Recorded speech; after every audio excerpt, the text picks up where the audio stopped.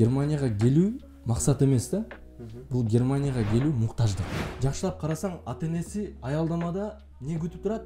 Унаа күтүп турат, жана коомдук унааларды. Биз Германияга кетип атабыз деп баарына мондай жарсап келгенбиз да.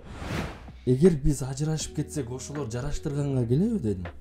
Эгер биз жаман мындай муктаждыктарыбыз жаралып калса алдыда, ошолор бизге чындыгында жашы өтүп баратат, бирок үйлөнө албай жүрөт да. Жанагындай чоң эжелер араба берет эле да. Анан сен жашың жетпейт, сен кичинекей экенсиң. Кайсы күчүң менен тартасың дейт эле. Анан мен тартам дейт.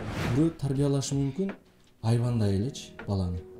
Балага мындай бир эме тамагын берип коет, окууга барам десе кийимин алып берип коет, болду. Биз көрсө бир фермердин үйүнө келиппиз да, карасаңыз биз ошону да такташтырып алыппыз да.